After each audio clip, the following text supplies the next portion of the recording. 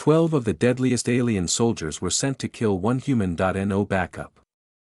No defenses, the human's first words, hold my beer.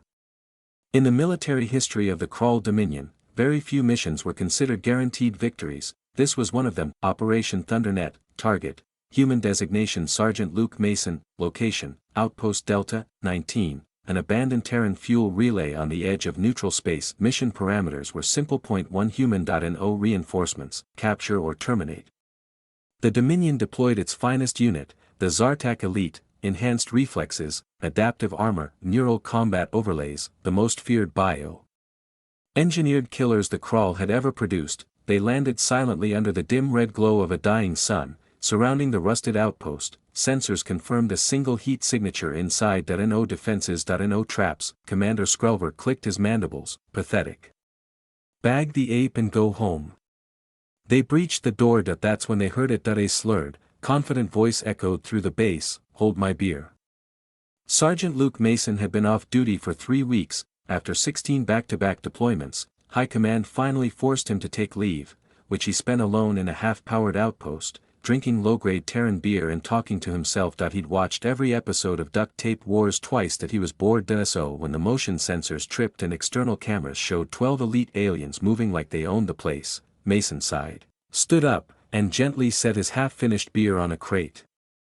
Hold my beer, he muttered. The base AI activated. Sergeant Mason, you appear to be under siege. Yeah, Mason replied. Let's make it fun.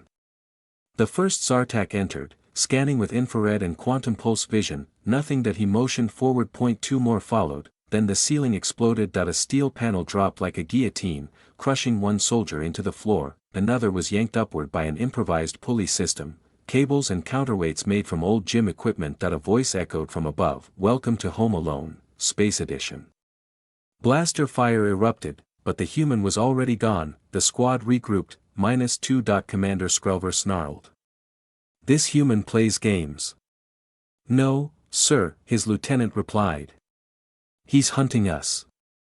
What followed wasn't a firefight. It was comedy-flavored carnage. Point 1 soldier stepped into a corridor and slid into a pit of lubricated fuel barrels, smashing into an electrified panel that fried his neural dampeners. Another opened a door rigged with compressed air tanks. The blast launched him through 3 walls and directly into an auto toilet. Every trap was ridiculous, improbable, Terran.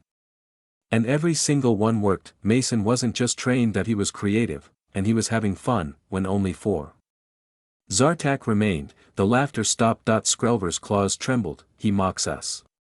No, another replied quietly. He's enjoying this. Enough games, Skrelver growled.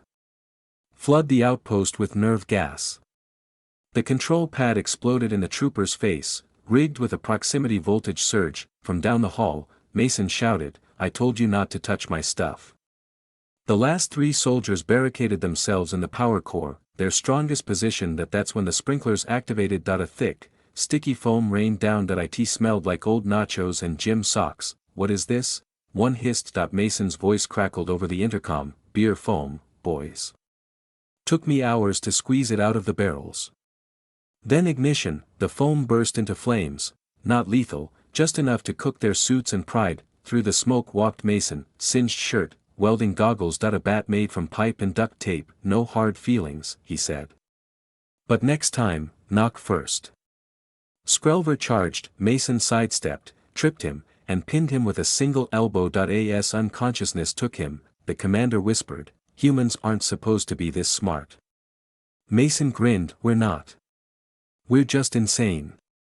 2 days later, a Terran cleanup team arrived. They found 12 unconscious Zartak warriors zip-tied in humiliating poses. Post-it notes on their foreheads read things like, lost to one guy. Beer-powered engineering. Mason sat on the roof, sipping his reclaimed drink. You're late, he said. I almost sobered up. The team leader stared at the wreckage. How did you do this? Mason shrugged. They were elite. I was motivated.